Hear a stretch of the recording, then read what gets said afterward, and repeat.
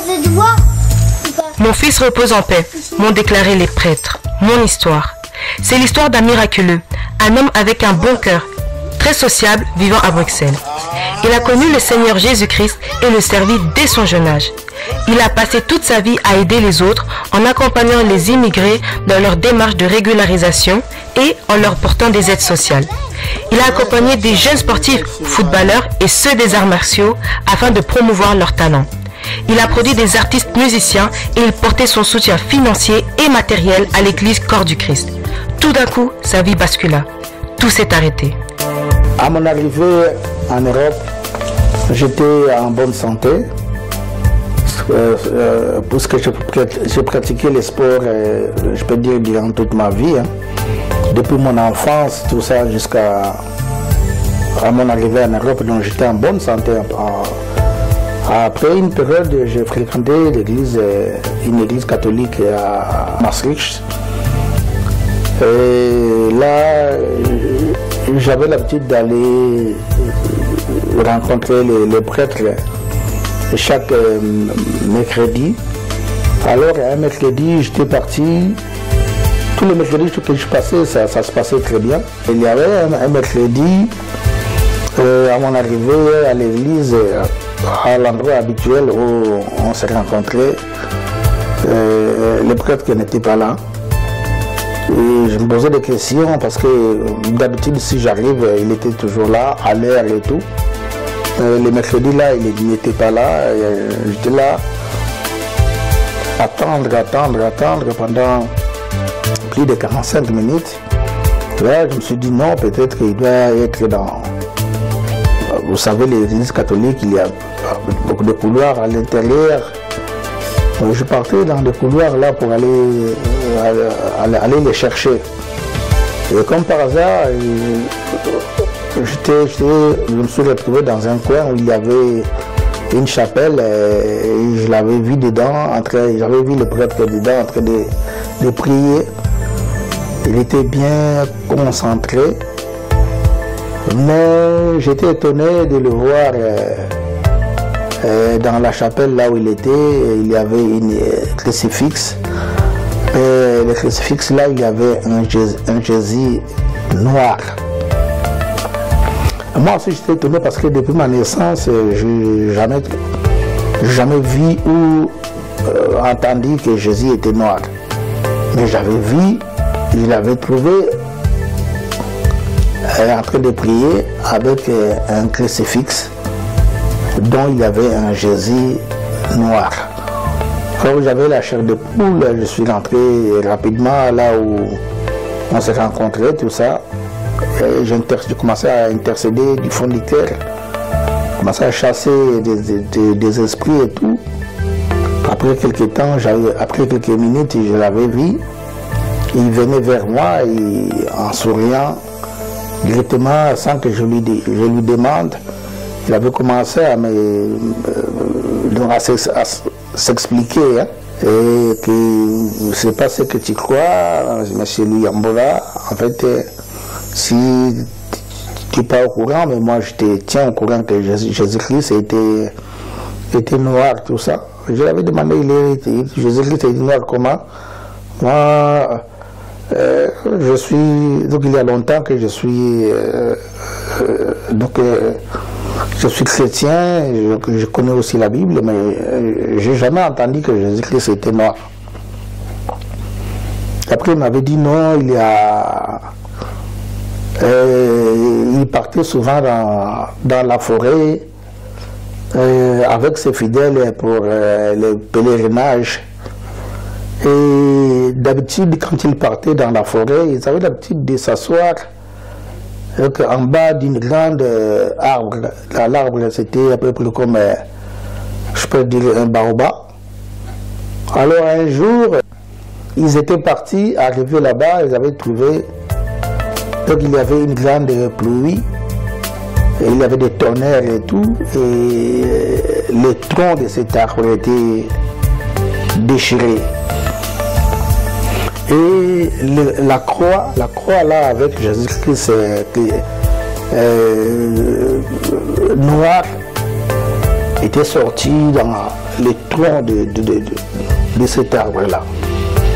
Il avait pris la croix, il avait amené la croix dans sa paroisse et tout.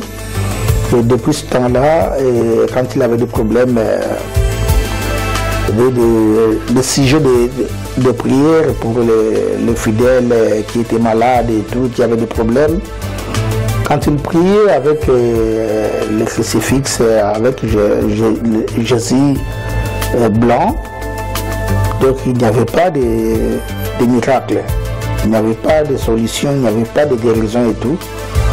Mais quand il priait avec le crucifix, avec le Jésus noir, c'est là où il y avait vraiment des miracles. Donc il y avait des miracles, il y avait des solutions, il y avait beaucoup de solutions. Beaucoup des épreuves, quoi. C'est pourquoi il avait compris qu'à partir de là, donc s'il a envie de prier, il utilisait toujours la croix là avec Jésus noir. Ça c'était le pasteur de l'église là, c'était le pasteur, son nom c'est le pasteur Tardier.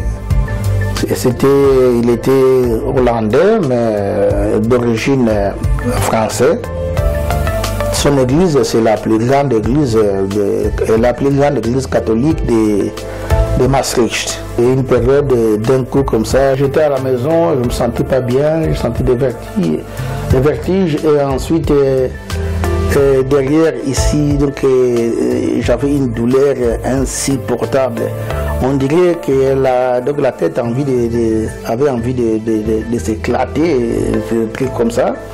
Et je sentais des vertiges et tout. Après, j'avais fait l'effort pour descendre vers le médecin de famille, tellement que c'était pas loin de la maison. À ce moment, les enfants, ils étaient déjà partis à l'école, j'étais seul à la maison. Arrivé chez le médecin de famille, donc j'avais rencontré le docteur Madoki.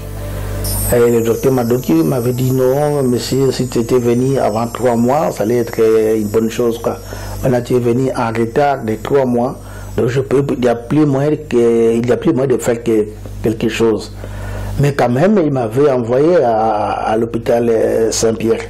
Arrivé à l'hôpital Saint-Pierre, donc c'est là où j'avais perdu connaissance et après quelques jours, je me suis retrouvé dans une chambre à l'hôpital. Je crois que c'était après 3 jours comme ça. Et à ce moment-là, il y a des enfants et la famille, les amis, tout ça, qui partaient de gauche à droite pour me chercher. Moi, j'étais à l'hôpital. À un moment, à Yarobunga Bisso, pendant 9 mois, tout le monde a été sous-souté. 9 mois, on a été à l'hôpital à Koufa, à Zalakali sous-souté. Toluka est dans l'hôpital, mais tu as été en coma. Le docteur Baloba qui a dit que vivre était AVC vraiment donc que avez mutala li na mbeto azo bougete azo lia na ba sonde sous gavage. Mais 9 mois après to mona mutu a telema azo tambola biso to mona e to benga un miracle. Yango na benga ka lelo mvuluzi. Donc ça c'était vraiment le début de mon accident de l'AVC. Selon le médecin, la connexion était coupée. De ce que mon cerveau me commandait de faire, mais les membres de mon corps ne suivaient pas. Donc je peux avoir l'idée, par exemple, de me mettre debout. Donc là, dans le cerveau, mon cerveau me commande de me mettre debout, mais quand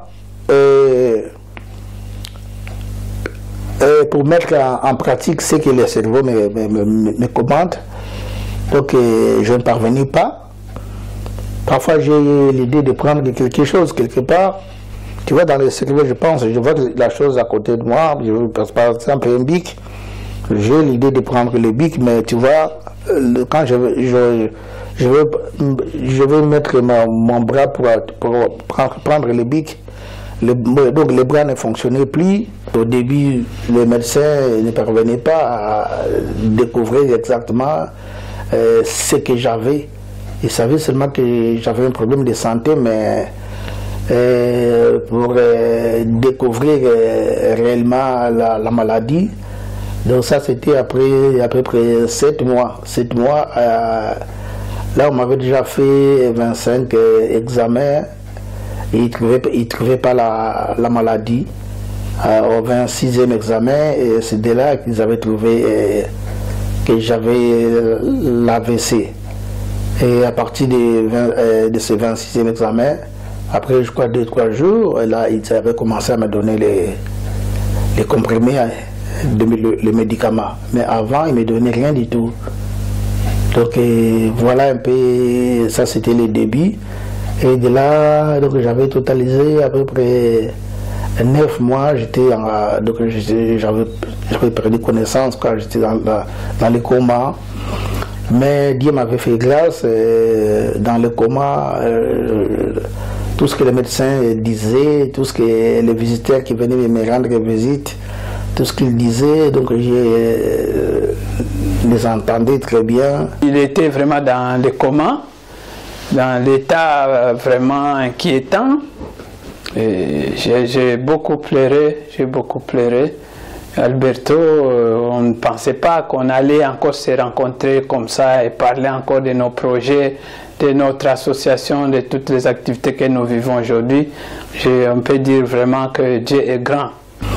Mais Dieu m'avait fait grâce, dans le coma, tout ce que les médecins disaient, tout ce que les visiteurs qui venaient me rendre visite, tout ce qu'ils disaient, donc je les entendais très bien.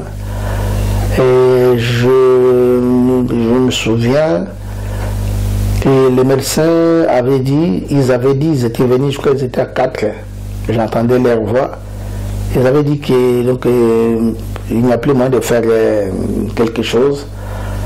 Donc ils se posaient des questions, l'autre médecin avait dit, de toutes les façons, il y a la mutuelle qui a déjà la mutuelle, donc la mutuelle avait supprimé quoi, donc j'avais pris la mutuelle, et l'autre avait dit si on continue le garder ici à l'hôpital, qui va payer les frais et tout, donc c'est mieux de se débarrasser de lui.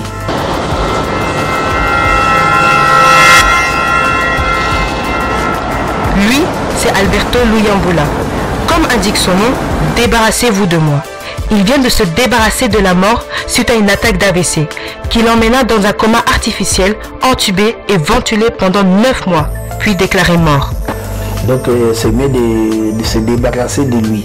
C'était des trucs comme ça qu'il disait. Et moi j'étais dans le coma, mais j'écoutais tout ce qu'il disait. Et après cette nuit, la nuit, moi j'avais fait un rêve la nuit et que je me voyais dans une bouteille. Et la bouteille était fermée et moi j'étais dedans dans la bouteille et donc j'avais vu la mort, j'avais vu que comme j'étais déjà enfermé dans la bouteille, donc c'est fini pour moi.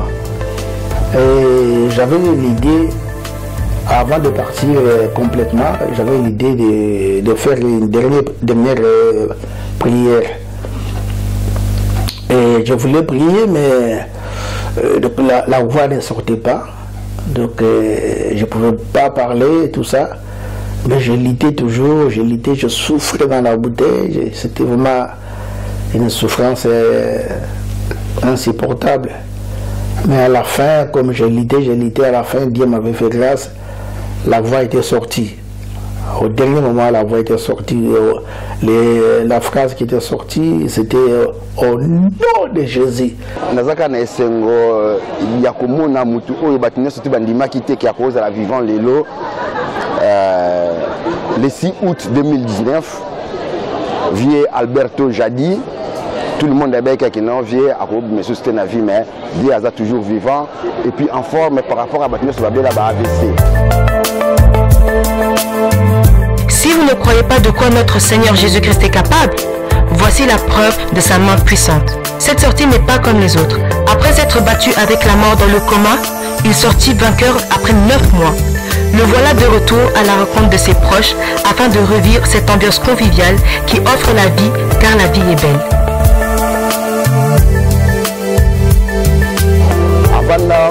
Avant baba 9 mois na kata coma. Bon, 9 coma c'est trop dire mais 9 mois na kata hôpital, 6 mois na coma, OK 3 mois azaki na moins aliésaté. Mais vieux azali vivant les donc c'est comme ça na kosenga kana batu ba reconnaître Nzambe parce que ba médecin surtout ba comment déjà ko déclasser que yé a ko vivre été que yé vinaye comme déjà na souka mais Dieu merci Nzambe à la kisika confondre batu na ba makantina so bazaki nango vieux a toujours vivant na Bruxelles a bayebi et puis nazo sepela mingi vieux aza toujours vivant malgré nous surtout oyé la qui malgré incapacité na ko ça le côté malgré qui mutamaka sinaye o bakati o banini mais vieux a correct sur le côté mais Dieu merci ngai bon attendre za croyant ya makasité mais à partir ya bena na ndini na yé à vivre tout le monde avec non à survivre té mais le que je qui est ba comme ko zela ka liwa na ye le lobby okuna ba comme déjà préparer à tout ça l'année pour matanga na ye au nom de Jésus. Et quand j'avais fait sortir ce nom-là, automatiquement la bouteille où j'étais enfermé, la bouteille s'est éclatée et j'étais sorti de la bouteille. Et le matin, j'avais encore, je crois, 4 médecins, ils étaient venus encore une fois. C'était là où ils confirmaient vraiment ma mort et tout. Il s'est disputé comment faire les démarches pour mon enterrement et tout. Il faut que mon corps puisse descendre en Afrique ou comment. Il s'est disputé là. Il y a un remerciement Nzambe ceux qui n'ont monié parce que je les considère comme un Voulouzi. Boyebi binomoro Mvoulizi, Congolais ne sotoza Congolais ayebi qu'est-ce que ça veut dire Mvoulizi. Pour Azalagi sous parmi bisoté et tout d'un coup Azongi. Tout d'un coup on a tous le besoin il y a 9 mois après. Et 9 mois, tu as dit 9 mois ça fait quoi? Moi na robotama et ça lara 9 mois. Les Cambougnais surtout na 9e jour nango eza accomplissement. Donc il a quelque chose en lui que moi je ne sais pas dire mais vous-même je vous laisse beau ça là-bas commentaire Nabi. Après ils avaient appelé les prêtres de l'église catholique, il y avait des prêtres qui étaient venus. Ils étaient venus faire une cérémonie. Ils m'avaient mis l'huile d'onction sur la filière et en faisant une croix sur ma filière. Après il m'avait dit repose-toi en paix. Tout ça. Après, ils étaient partis. Mais je me souviens, lorsqu'ils étaient venus, moi, je sentais qu'on dirait qu'il y a un esprit mauvais qui s'approchait de moi. Donc, c'était les deux prêtres là. Et je n'avais pas la force de parler, ni de bouger, ni de faire quoi que ce soit. Mais c'est que je me souviens que je boudais leur présence. Et tout ce qu'ils disaient, repose-toi en paix, au nom du Père et du Fils et du Saint-Esprit. Je les entendais, mais en tout cas, je n'étais pas d'accord avec eux. Après, ils étaient partis.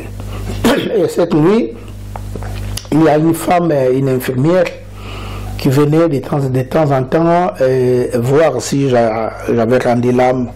La femme là était venue, je crois, 3 fois, à 3 reprises qu'elle était venue. La nuit, elle venait, si elle arrive, elle enlevait le truc, le drap, parce que j'étais couvert sous le drap. Elle regardait si j'étais déjà parti complètement. Après, elle partait, elle revenait, elle partait, elle revenait. Donc, j'étais toujours là, je résistais. Dieu est grand, donc le voilà aujourd'hui, il est avec nous comme si rien n'était, mais pourtant il est passé par des situations très dures, sortir du coma et se retrouver aujourd'hui avec nous. Dieu est grand. Maintenant, on va confondre Bissonio surtout dans Makambo et les Kaki, vieux a toujours vivant. Alors, il y a un colbaka que non, il n'y a rien à dire, tout comme ça, en Zambie. Il y a un cas où Azali na monopole Makambo, il y a un mandat à juger Bisso, il y a un mandat à la vie na Bisso, Nzambe Kaka. on a passé pour un message où on a surtout reconnaître que quel que soit où aux alliés, mais Nzambe moko baza quelque part où à ça la cœur aux ala où on sait que non, quelle que soit la difficulté aux ala nango obima parce que vieux n'a pas difficulté à qui nango vieux Alberto Jadi n'a pas difficulté à qui nango à quoi obima jamais mais tala lelo yo azo tambola akumbo sala ba mouvement azo seka azo denda lokola kaka sportif mais muto AVC azala boyete na ba docteur ba signer déjà na ba papier Bruxelles na nga bosani ke non vie bongaki kaka non to comme cause la liwa na epoto ke ne ko kundaye lokola ba ninga na miso ba kena liboso ba vie César banani mais vie aza toujours vivant et puis en forme peut-être plus que ninga azaki tout temps azaki dans le sportif encore. Il y a Zeka Sizo, responsable de l'association Les Amis du Monde Entier actuelle, qui était venu me rendre visite aussi à l'hôpital. Je ne le voyais pas, mais en tout cas, à partir de sa voix, j'avais compris que c'était Zeka qui parlait à côté de moi. Je me souviens vraiment quand Alberto était malade, c'était vraiment pas facile. J'avais beaucoup regretté. J'habite très loin à Verviers. J'étais venu le voir, le visiter à l'hôpital. Je l'ai trouvé, surtout en voyant dans quel état il était, ce n'était pas facile. J'avais pleuré. Ce n'était pas facile vraiment à se maîtriser, de voir un ami, quelqu'un avec qui j'ai vécu dans cet état-là. J'ai beaucoup pleuré. Il n'y avait personne, il était vraiment comme s'il était abandonné parce qu'il n'y avait personne d'autre, il était tout seul. Et à un moment donné, j'ai vu arriver John Mbulula, oui, qui est venu s'associer à moi et on est resté un moment pour consoler un peu l'autre qui était dans cet état de tristesse. Mais ce n'était pas facile. C'était un ami que j'ai connu depuis longtemps, on a été ensemble, on a milité ensemble dans le mouvement des sans-papiers. Et j'étais vraiment le plus proche d'amis, mais le trouver dans cet état, ce n'était pas facile pour moi. Et après, il y avait aussi Alphonse qui était venu me rendre visite. Cette période-là que M. Alphonse Pembele, un ami de l'association Les Amis du Monde Entier, avec Zeka aussi, on était dans Les Amis du Monde Entier. Alphonse était venu, j'étais étonné, il était venu me trouver dans la chambre où j'étais. Il était parti au bureau de médecin là, pour aller demander plus concernant la situation. Et on l'avait dit que normalement, à l'état où j'étais, je pouvais rentrer à la maison pour aller continuer les traitements à la maison. Et la kiné, malheureusement, j'avais plus l'adresse, j'avais perdu tout, j'avais perdu la maison et tout. Et par là, Alphonse avait dit non, en tout cas, si c'est pour la maison, moi je peux lui donner une place chez moi. Après, le médecin l'avait dit non, si tu veux, moi je ne peux pas te donner la permission de le prendre comme ça, mais en tout cas, lui, il dépend de l'administrateur des biens.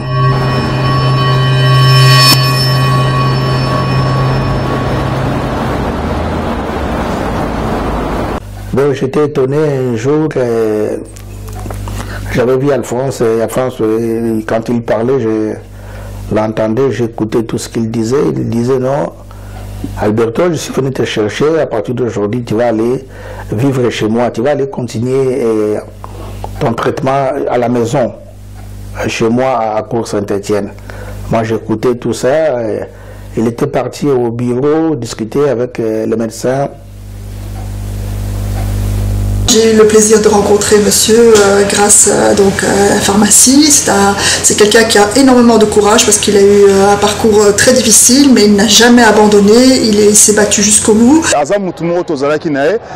Organisateur, il y a des jeunes, il y a des sports, loisirs, organisé des concerts. Et aujourd'hui, je crois qu'il récolte le fruit de ses efforts, de sa foi, de sa générosité, parce que c'est quelqu'un qui a l'air d'être généreux. En tout cas, moi c'est ce que j'ai ressenti quand je le vois ici. C'est quelqu'un qui a encore plein de projets. Il est toujours positif, malgré qu'il a eu un parcours très très très difficile. Et je suis admirative. Je dois avouer que c'est quelqu'un d'assez intéressant. J'étais content de l'avoir rencontré. Ceux qui n'ont pas les tata moninga tenga na benga ke mvuluzi po baninga babima na bakoma ba perda ba connaissance baninga babima batambola à moitié loboko moko kokangama lokolo moko kokangama mais ye abima mobimba atambola quelques jours ya kokangama mais en fin de compte nzamba sali grâce azotambola ndenga azotambola na. Je bénis le Seigneur pour m'avoir accordé encore une seconde chance pour vivre sur cette terre. Nous l'accompagnons avec notre équipe Lukubika TV pour qu'il profite encore du bon moment de la vie. Le voilà le miraculeux, il redécouvre le moment du bonheur de la vie. Pourquoi pas profiter, car dans l'au-delà, il n'y a pas de saucisse.